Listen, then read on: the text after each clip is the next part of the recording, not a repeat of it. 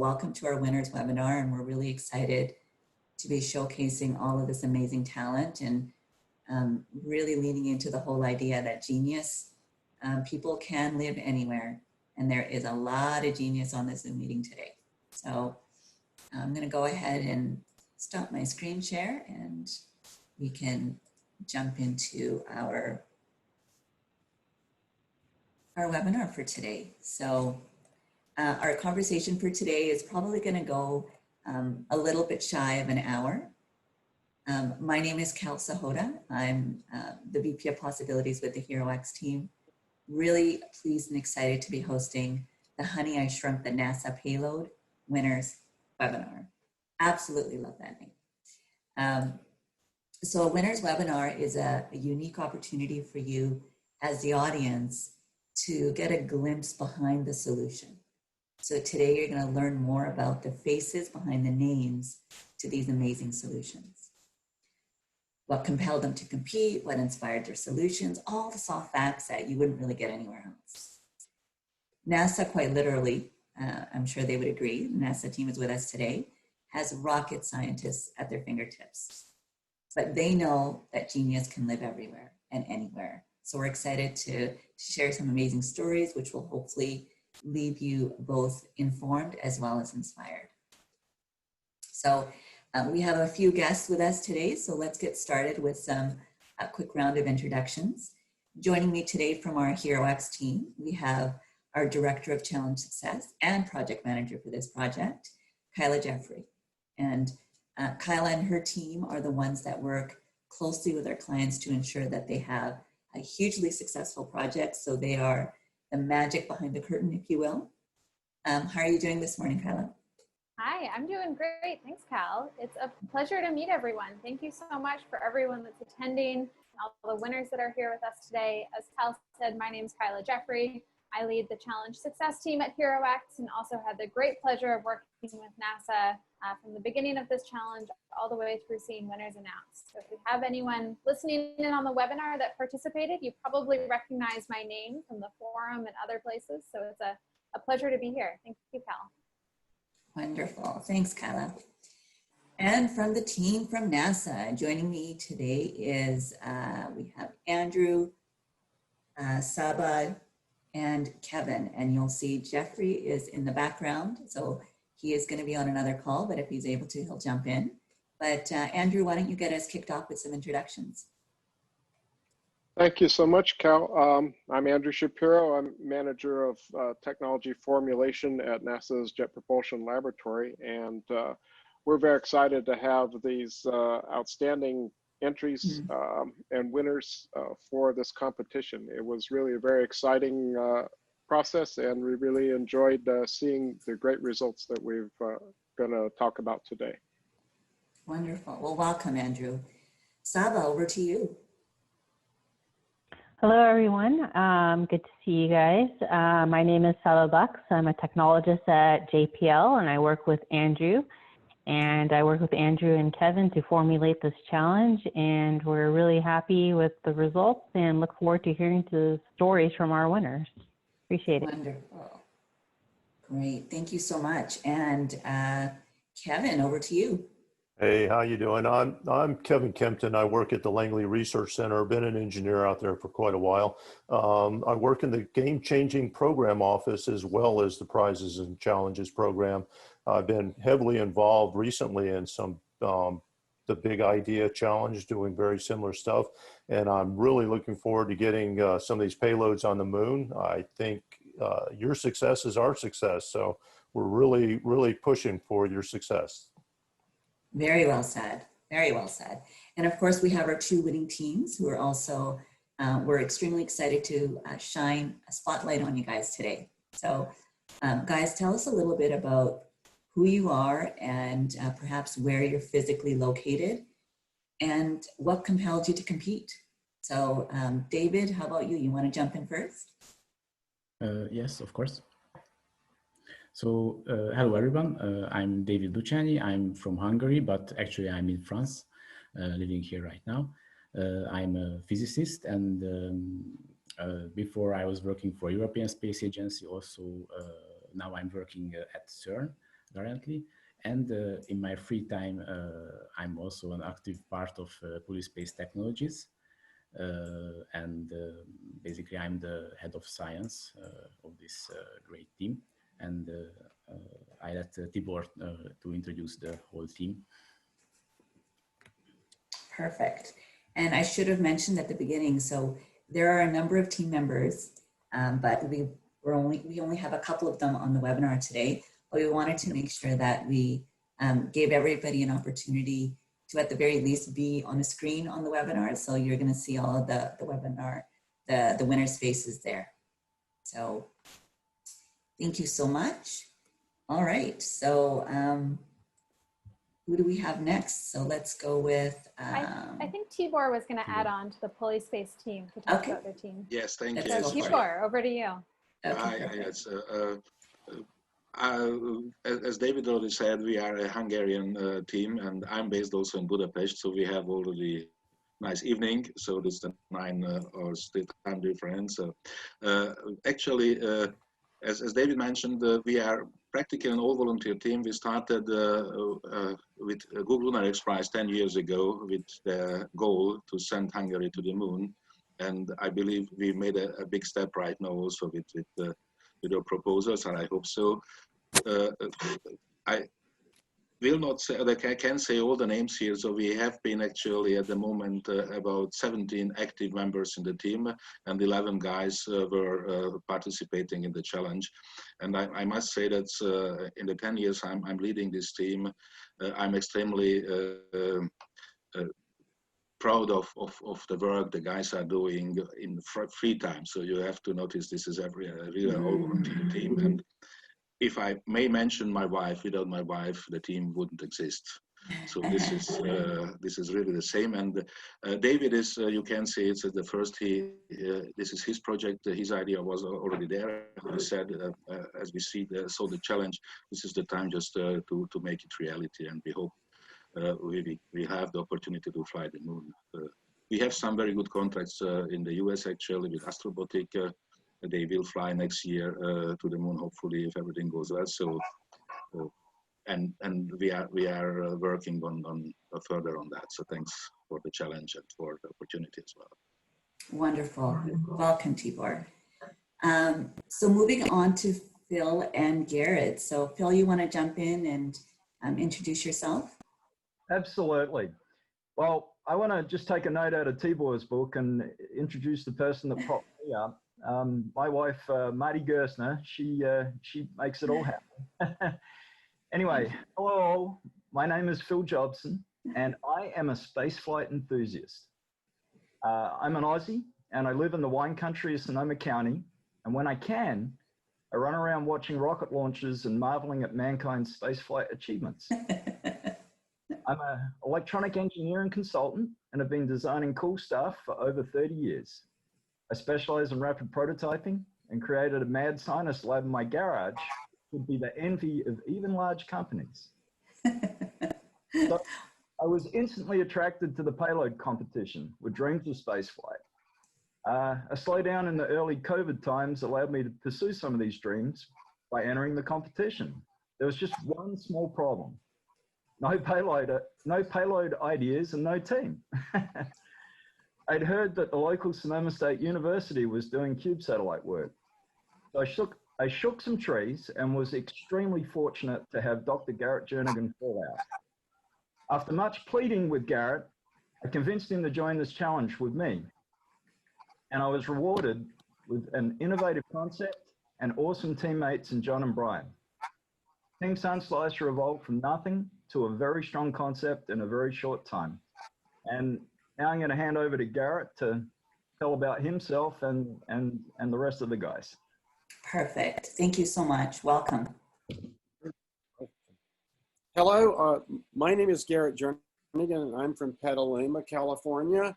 I live here with my horses and my wife. We have a lot of animals, but mostly horses. After agreeing with Phil that we should try to make a contest entry, I selected 2 of my friends with special skills to join our team. I, John Doty, and Brian Silverman were all in school at MIT in the late 70s. Brian was an undergraduate. John and I were graduate students. John and I have worked together on many NASA missions over the past 4 decades. Also, Brian and I did projects together at MIT, where Brian got his degree in computer science. Recently, Brian and I have continued to work together on CubeSats with Sonoma State University students. Everyone on our team of 4 has many years of experience designing, building, and testing electronics for science experiments. Sunslicer is a good match to our team's skills. Perfect. Well, welcome, Garrett. Is there any other thing that you guys want to share about the team, or are we good to go? I think that's perfect, yeah. That covers it. Okay, excellent. And listen, I should also mention that our CEO and co-founder, Christian Caracini, was scheduled to be on this webinar today, but he had some scheduled vacation time, and at HeroX, we're a stand for one another to make sure that we get proper home-life balance. So he was committed to making sure that he spent that time with his family, but he did say that he wanted me to pass along his personal congratulations to each of the winners. And if he hasn't done so already, he will be sending each of you a personal email to congratulate you. So, and by the way, to our audience, if any questions show up for you guys, please drop them into the chat. If there are any specific questions you have, please let us know. We will try to get to them throughout the course of the webinar itself. All right, so Saba, let's learn a little bit more about this actual project itself. So tell us a little bit about the project. Sure. Let me share my screen. Click. Something's Can happening. you guys see my screen? Success. Yeah, we see it. Perfect. All right, excellent. Well, hello everyone. So I just want to give a brief overview of what we were looking for the Honey, I Shrunk the NASA Payload Challenge that we worked on with HeroX. So NASA is interested in putting astronauts back on the moon, and it's been quite a while since we've been back on the moon. So before we do that and we go back, we want to make sure we understand the lunar landscape for resources and have a better understanding of the lunar environment. And by this we mean we want to have a better identification of the resources that are available, potentially for ISRU or in situ resource utilization. So this could be used for example, for finding water on the moon or other elemental species that could be used for either life support or actually building materials. Also better understanding of the terrain that we're dealing with and the radiation environment and many other things. Now, in terms of the lunar exploration, NASA is working with NASA and commercial landing partners or Eclipse partners are developing a fleet of different sized rovers for lunar exploration. So within NASA, we have the Viper and Puffer rovers. Viper is actually a flagship large rover, and Puffer is actually a miniaturized little biaxial rover. Also with some of the industrial partners, we have Astrobotic and their Cube rover and the Peregrine lander, and Blue Origin, who's developing their Blue Moon rover. Now with the rovers that we're developing at NASA, as well as the commercial partners, we're trying to develop smaller, more mobile platforms, and that would be on the order of the size of a Roomba. And so since our rovers are actually starting to shrink down, what we need is to have miniaturized payloads that could actually sit and do science and have a better understanding of the science environment as well as the radiation and lunar environment. And so these payloads that we have been challenging you guys with need to be on the order of a bar of soap, so about 100 millimeters by 100 millimeters by 50 millimeters, and they also need to be ready for flight in 2 years, meaning that we'll actually send them to the moon on a potential launch by 2022. So the mission that we are, duration and payload guidelines that we're looking at from NASA is looking at a lunar mid-morning time frame with a lifetime of lunar mid-morning to lunar noon, potentially with the extended mission stretch goal of 3 lunar days. And payload dimensions, as I mentioned before, which is the novelty and the source of the heart of the challenge needs to be on the order of a size of a bar of soap, 100 millimeters by 100 millimeters by 50 millimeters, with a mass of about 400 grams or 0.4 kilograms. And we had additional information in the payload user's guide. And so here's just kind of a enclosed envelope, a schematic of what we were looking for. Something else that we were looking for is concepts that were relatively mature, so meaning that they were at a technology readiness level or TRL level of TRL 3 or higher, where the proof of concept has been demonstrated. And this was mainly geared towards having a working prototype of TRL 6 in a fast track environment of about 2 years.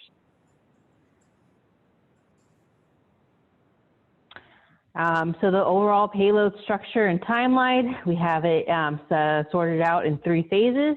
First phase is the ideation phase that was going on, sorry about the typo, which we just completed in June 2020, and congratulations again to the winners.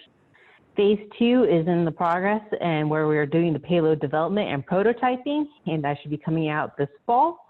And then phase 3 would actually be the payload integration starting in spring of 22, with the launch window opening up in summer 22. I believe that's it. So. Great overview. Thanks. Thank you so much for that. It gives, it's always awesome when we talk about the winners and these great solutions, but to get a context of kind of what they were up against. So what you were actually asking of them and the problem that they're wanting to solve. So it lays a really great foundation and sets the tone and really helps to understand a lot of the work and the thought that went into all of these solutions that these guys actually presented. I love to ask this question. Anybody from the NASA team can jump in, but tell me how you compare the experience of using the competition versus typical route of product design. Somebody's going to jump in or I'll pick on you guys. Well, for us, this is very different. This is the first time for the JPL team, this JPL team. And Kevin's very experienced from the NASA side, but on the JPL side, this was a new experiment for us, and it's much, much faster. Usually to get to this point, it takes a number of years, sometimes even a decade, and here we're doing it in 6 months or something. So the pace that the development is occurring is much more rapid, and it's very exciting. Well said. That's always exciting to hear. NASA team, is there anything else you guys want to add as it relates to the scope of the project? I think Saba, you did fantastic job, so that's good. All right, so for this challenge, there were 9 winning teams across 2 categories. So in addition, there were 3 honorable mentions. With us today are the top winning teams from the Lunar Resource Potential category and the Lunar Environment category. So Andrew, as I understand, they're both technically first place winners, correct? Yes, that is correct. We selected the objectives of the teams in several different categories based on the background from the lunar studies that are going on at NASA headquarters.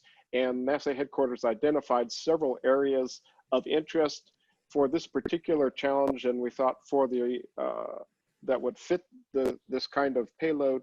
We felt that the lunar resources and the lunar environments were the 2 areas that we thought would be the most appropriate, and we have first place winners for each of those areas.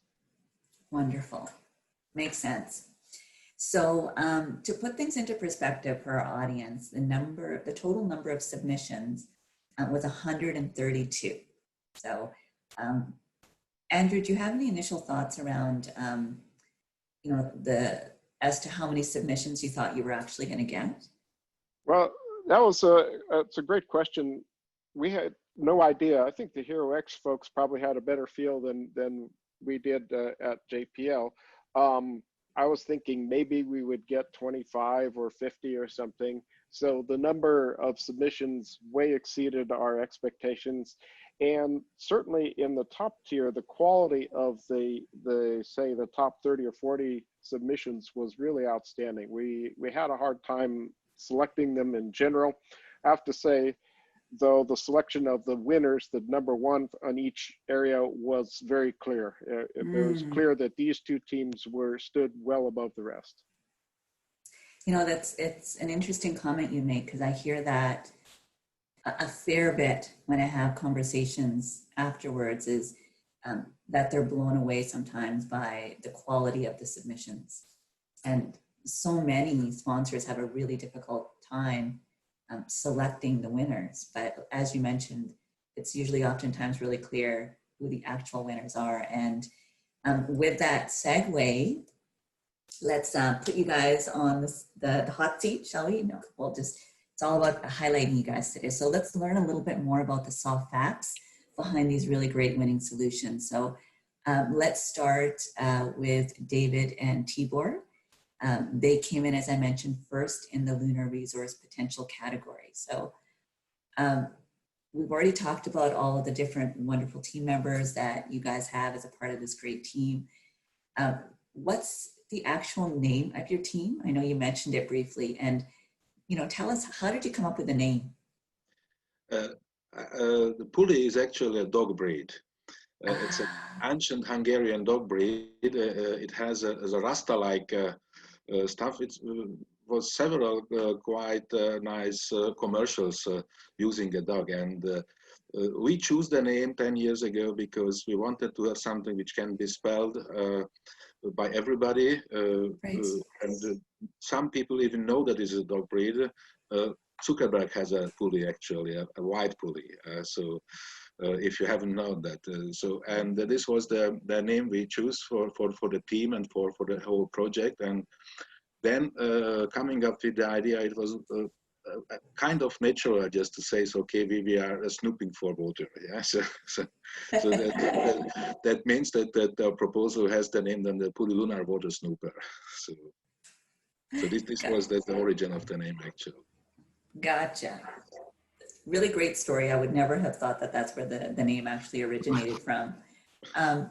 So let's hear about this great solution. So, and you've already talked a little bit about, how you came up with the idea, but, for us, and as I mentioned in earlier conversations with all of you, is the solution and all the academia and the facts behind it. It's always really interesting.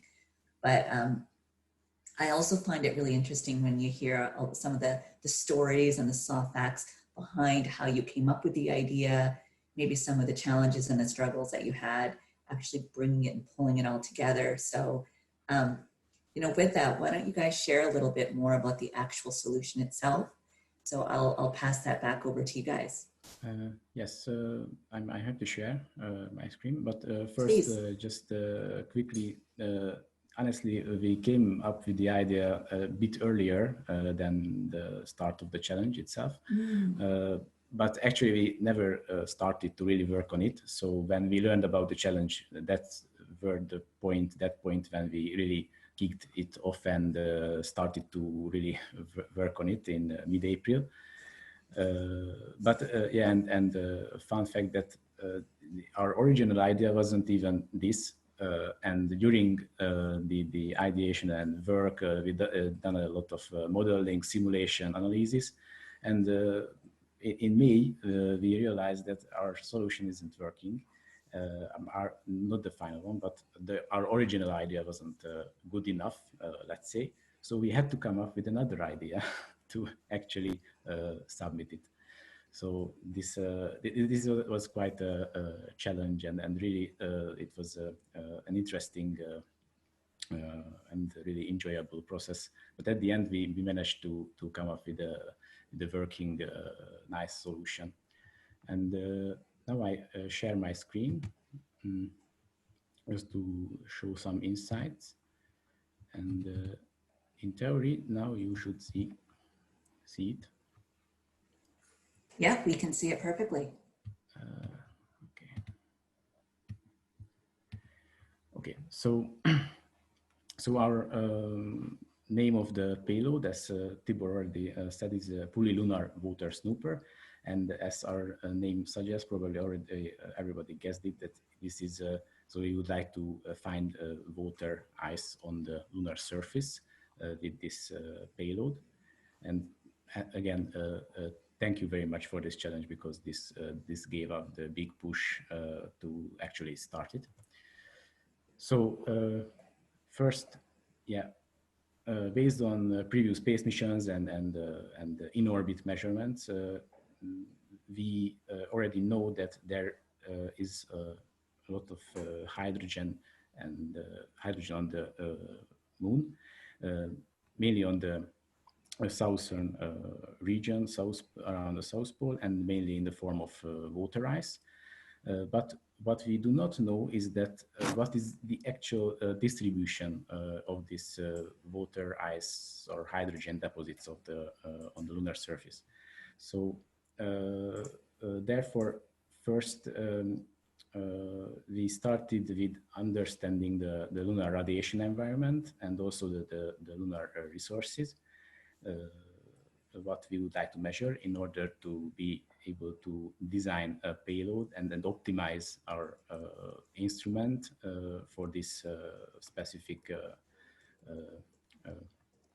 goal to find water and hydrogen on the lunar surface. So what I'm showing here is actually high resolution image of the moon from the South Pole. And I've plotted hypothetical water deposits on this image, but there is no data behind this hypothetical water map. This is what we are missing, and that's what we would like to know. So this is a knowledge gap we are addressing here.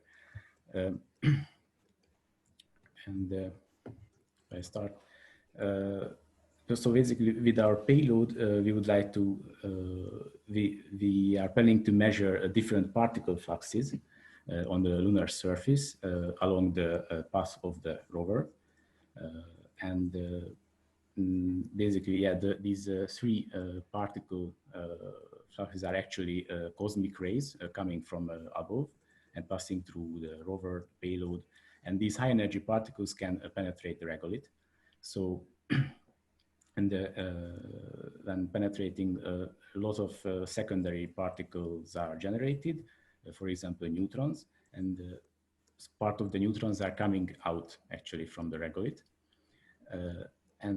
Yeah, and we separated the neutrons we have very low energy thermoneutrons and mid energy epithermal neutrons. So,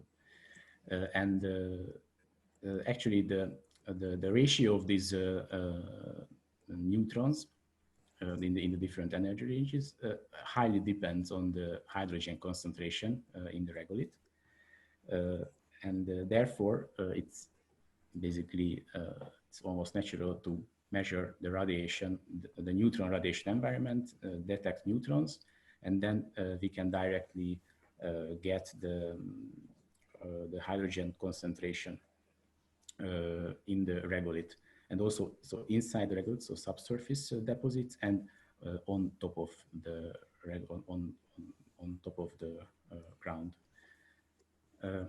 So basically, what you can see here is these four curves are actually our output data of our payload. So at the same time, we are measuring the radiation environment, particle fluxes along the rover path, and from this we get the water concentration in the regolith. And I would like to highlight that we put a significant amount of effort during our work to actually do these, to understand this and simulate and model the lunar neutron environment.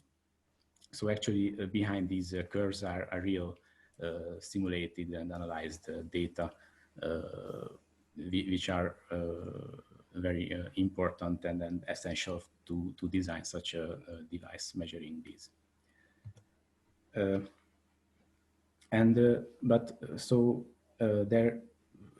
The measurement principle isn't new, so this was already used before, this is not our idea, but the new idea here is actually how we detect the neutrons and particles. And for this, we would like to use three CMOS image sensors. So basically camera sensors everybody is using in their phone or a digital camera.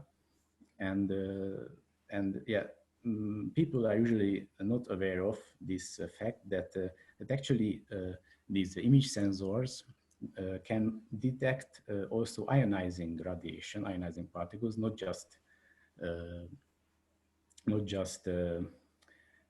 light, not just photons.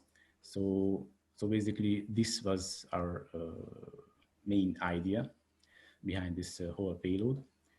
So in order to detect particles with the CMOS image sensors, we need 3 image sensors with different special coatings. And we need one sensor for actually detecting cosmic rays. We need a coating to not capture any light, basically, and 2 other sensors for detecting neutrons. With this, we can use a special neutron capturing coating on top of the image sensors, which can capture the neutrons and create other ionizing particles like ions from the neutrons, basically. And one sensor is more sensitive to the very low energy thermal neutrons, and the other sensor is more sensitive to the epithermal or mid-energy neutrons. And basically, we have a very simple electronic design, readout electronic, FPGA, and microcontroller, which can process readout and process the data of the sensors. About this, basically, so when ionizing the particles, cosmic rays or particles coming from the special neutron capturing coating entering the image sensor, the pixels of the sensor, basically they leave tracks, a lot of charges, and basically we are saturating the pixels.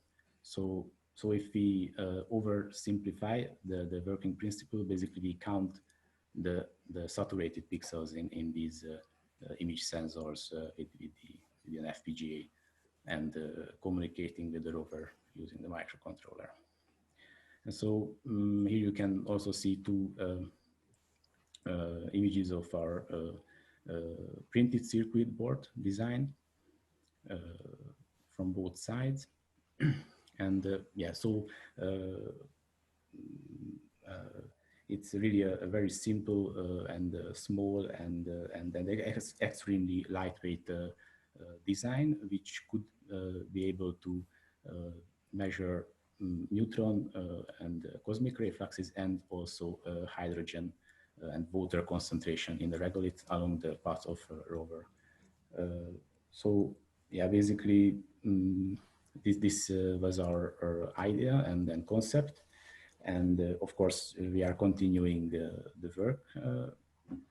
So we are still working on this, and we would like to really build the whole payload, test it, and then send it to the moon. So we would be very happy to actually see this on working on the moon and get data back from the moon. Yeah, so that's great. All. Thank you very much. Excellent.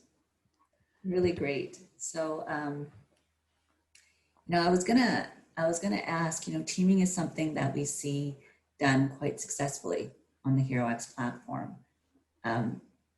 Your team was a team of 11, correct? Yes. Yeah, it was a team of 11. Yes. Did you guys find it challenging managing all of the ideas and ensuring that everyone was heard?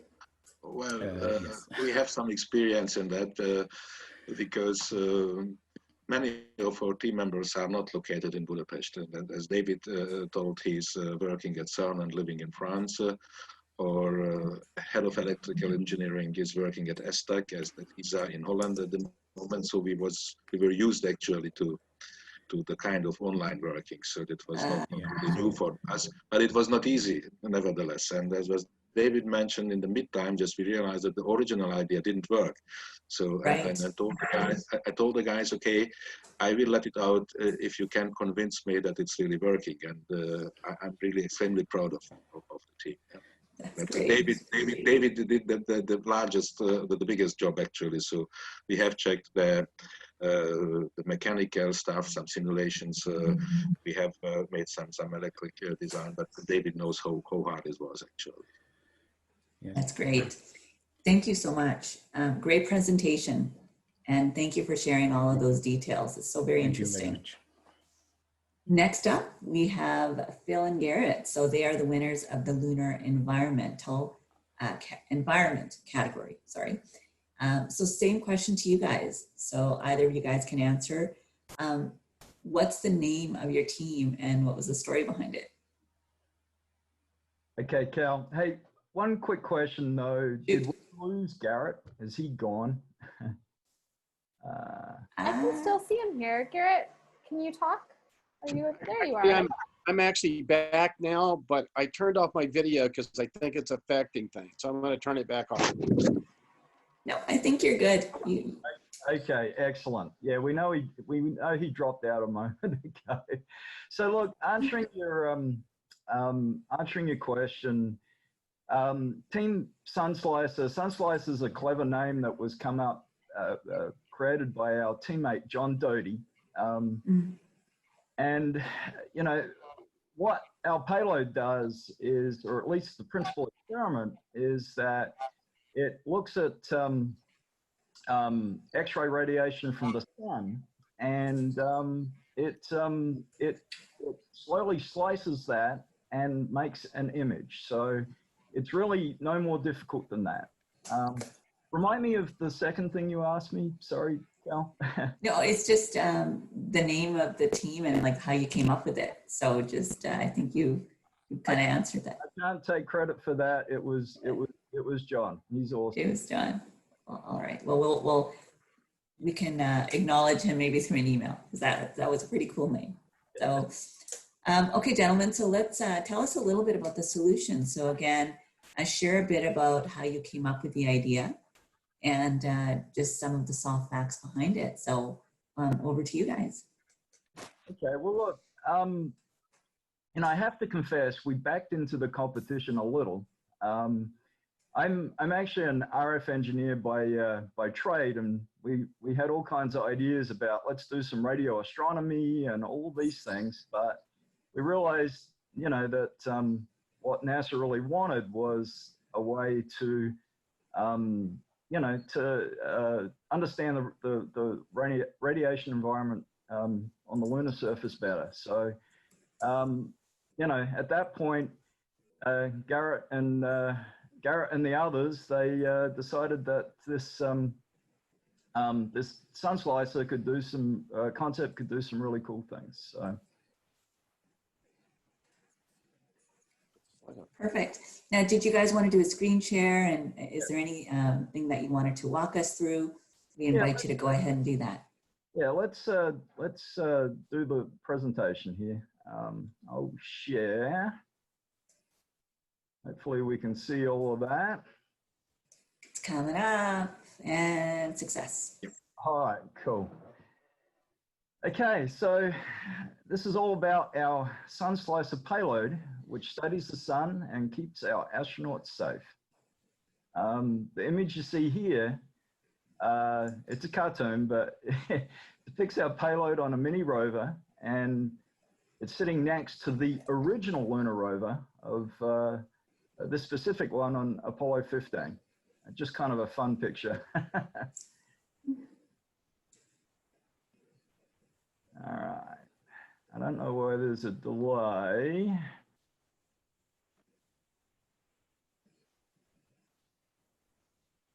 Okay, there we go. Sorry about that. All good. And as you saw before, these are my amazing Sunslicer teammates. And at this point, I'm going to hand it over to Garrett, and he can tell us about the knowledge gap and the science. Just give him his slide. All right, Garrett. So we picked the lunar radiation environment category for the competition, as we've noted previously. And we designed a compact payload that measures solar X-rays as seen from the lunar surface. So why do we care about X-rays? High energy X-ray radiation from the sun can be harmful to astronauts on the moon, especially from active regions with very bright flares. Monitoring the X-ray radiation environment will help Artemis astronauts stay safe while Sunslicer does a little science.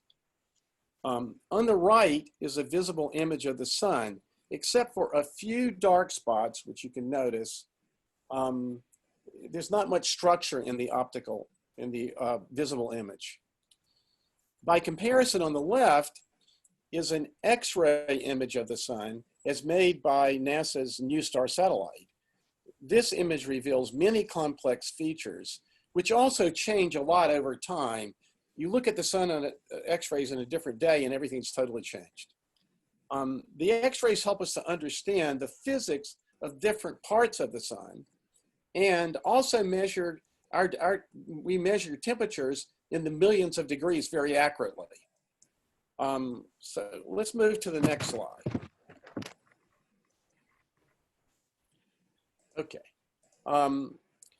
Here, Sunslicer watches the total X-ray radiation from the sun as the sun slowly is blocked by the rim of a lunar crater, which takes about 50 minutes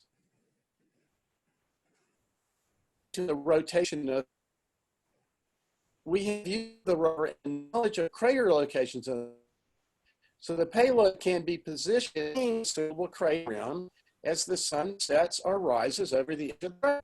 There are many opportunities to select appropriate craters, since there are many examples of shadows cast on the moon. Each shadow is a separate opportunity for Sunslicer to observe. Okay.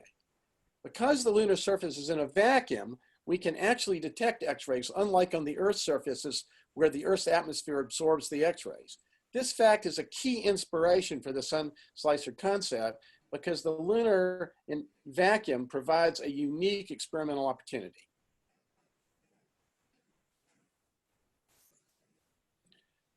The trick is we can use the walls of a lunar crater to gradually block the sun's rays, one slice at a time, as the sun sets behind the crater. The rotation of the moon breaks up the sun into a series of slices over the 50 minutes. Independently, another inspiration for the Sunslicer, a separate one, came from the concept of a historical event carried out by an MIT high-altitude balloon experiment many decades ago. Our teammate John Doty was involved in this early experiment, which exploited a lunar eclipse to slice and reveal the structure of an exploded star called the Crab Nebula. So the idea of slicing up the X-rays to form result is the basic concept of Sunslicer. Phil is now going to explain a little about how we put the Sunslicer together. Okay, thanks for that, Garrett. And I think I just want to point out that there's bonus functionality as well. Because Sunslicer measures X-ray radiation continuously, we can, it can also serve as a prototype safety monitor for our Artemis astronauts.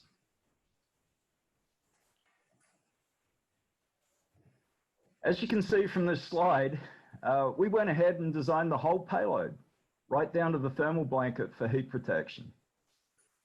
Circuit board image on the left shows actual components and a flight-ready electrical design adapted from some of our teammate John Doty's previous work. Notably, the NASA project, which is successfully flying on the International Space Station right now. So this design is compliant with all of JPL's payload requirements, as well as being smaller and requiring less power. We have software modules from I'll get that right in a moment, Brian and John's previous work that are available for reuse to speed up payload development. The Sunslice's payload's flight heritage greatly minimizes the program risk to NASA. I'll just hesitate on the slide for a moment. There's a lot of work in the image that you're seeing there. All right. Noted. So lastly, I want to leave you with these thoughts. So the NASA value proposition, of course, our shameless plug. So we're ready to go. If you like what we could do in 3 weeks, imagine what we could do for NASA by the 2022 launch timeframe. Our payload concept is low risk with a technical readiness level of TRL-7. Our design is adapted from a sensor and a back end that have been successfully used in space. NASA can fully realize the value of HeroX crowdsourcing by offloading this payload project to our experienced team. I like to think that winning this competition is an example of a good outcome from COVID and the power of manifestation. There are not a lot of great things happening in the world right now, and hopefully this inspires some people in these difficult times. But we had a lot of fun. Thank you, NASA, JPL, HeroX. We really appreciate and enjoyed the opportunity to compete in Honey, I Shrunk the NASA Payload. Well said. And, you know, without going into rigorous details, I think that's probably it for our overview. Thanks again. Wonderful. It's been really, really great shares to both of the teams. Just very easy to understand, and you've articulated something that's obviously quite complicated and took some time to put together in a really simple way, which isn't always easy to do.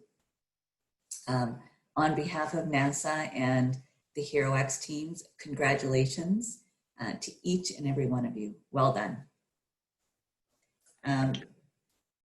All right, so, you know, we'll finish off with some final comments. You know, I must say though, before I go there, I was really intrigued, David, by your comment, and I found it really powerful that you had already had a solution envisioned prior to the launch of the challenge. And it really makes you wonder how much of what the world and organizations are stuck on or struggling with, your solution right now could already been thought of and you don't even know it.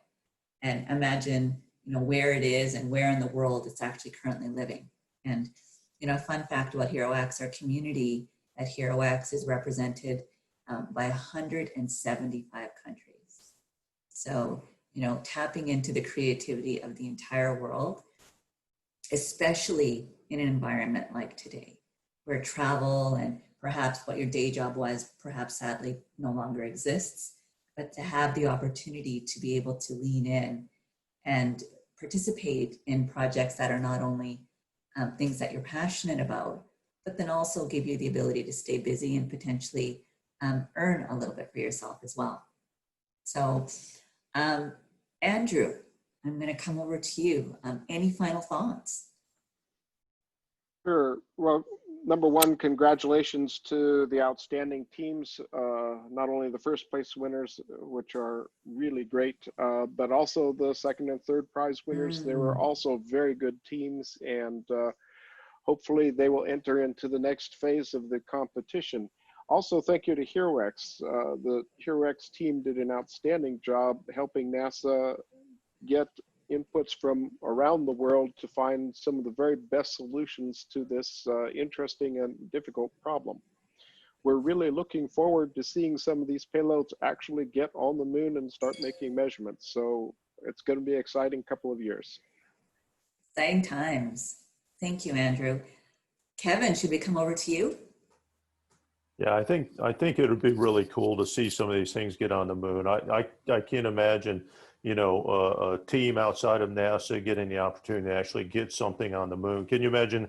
I don't know if Hungary has got anything on the moon right now, but wouldn't it be quite a coup to be the first Hungarian team to get something on the moon? That would be quite a bragging right for everybody there. And we've got some experienced engineers. I don't know that they've evidently got some payloads up there, but to get something on the moon is a lifetime dream. I mean, I joined NASA because I wanted to get stuff out to other planets and things. I've had some suborbital things, some stuff on the space station, but to get something on another planet that's going to be there for a long, long time, it'd be really, really cool. So I applaud. It looks credible. We really looked at things that were credible, and it looked like you guys could, and all the winners could actually get these things ready by 2022. And so I congratulate you on coming up with these ideas. One of the really cool things I saw was both of these teams didn't have a solution in their back pocket that they pushed. They came up with completely new ideas when the competition came out. So I was sort of surprised by that. I thought a lot of these teams had things that were ready to go, but it was a completely new idea that they came up with. So congratulations again. Shifts and pivots real time. Thanks, Kevin. Kyle, I'm gonna come back to you in a minute for a final comment as well. But Saba, now that you've got your solutions, what's next? Yeah, well, I want to first echo sentiments from Andrew and Kevin, touch upon what you mentioned, Cal, is, the ingenuity during this time and the COVID environment. I mean, we were struggling with this on the NASA side of how do we do this and how do we get it going. And, the ideas that we got from this call have been fantastic, and we're really looking forward to working with you guys and developing them. So the next stage is, as Andrew and Kevin mentioned, is working with the winners and doing the phase 2 development to actually make these work, and actually making working prototypes that would be ready for 22 launch and getting them on the moon. Exciting. All right, Ms. Jeffrey, final comment. Well, I have to start by echoing what everyone else has said. Just congratulations to have, 30 or so really quality submissions that we had to choose top winners from was incredibly difficult. And it's just a testament to the brilliance that lives everywhere in the world, that there are quality ideas coming from every corner of the globe, from Hungary with the team Puli Space to right here in the US. So thank you for everyone that participated. What gets me up in the morning to come work at HeroX is just the fundamental idea that genius really can live anywhere. And when we bring those brilliant people together to, some of the world's most pressing problems, we can make a big difference. And this is one example where we can, look to put things actually on the moon, connecting the talented people in the world with the right organizations to help them. And I'm so excited to see what's next. And I'd like to just, again, thank everyone for listening in today and everyone who participated and contributed to the competition. Well said. I would probably say, for my final thought, it probably echoes a little bit of what you shared as well, Kyla. So one of the biggest reasons that I joined HeroX was, it offered me a platform to really make an impact. And I'm so hugely passionate about ensuring that there's fairness and opportunity for everyone. And it may sound simple, but that is really the core and the essence of who I am. And finding an organization and a purpose that really ties into that is truly, it's a gift. So, in other words, just leveling the playing field. And regardless of what color, creed, religion, or where in the world you're located, whether you have a formal education or whether you don't, or whether you have a roof over your head or whether you don't, none of that matters. As long as you have connectivity, you can compete. And my hope is that this is the future of work, and it really creates a balance which will inevitably leave such a powerful and positive impact on the world. So with that, we are coming on to the close of our wonderful discussion today. If you haven't registered onto HeroX, and this is to our audience, you gotta register. There are so many amazing projects to participate in. For our sponsors, HeroX hosts challenges across all industries globally. Take a look at our active projects and get inspired. To our winners, again, congratulations. It was such a pleasure to learn more about who you are and what you're up to, and really listen firsthand at the passion and all these interesting stories behind the solution. To all of our guests, we really appreciate each and every one of you taking time out of your busy schedules, the NASA team especially. We know how busy you guys are. For our listeners, get inspired. As I mentioned, if you're a NASA enthusiast, check out our active challenges and register. And with that, I'd like to thank everyone for your time and for participating. Please stay safe, and depending on where in the big wide world you are, have a wonderful morning, afternoon, or evening. Thanks, everyone. Thanks so much, everyone. Thank you.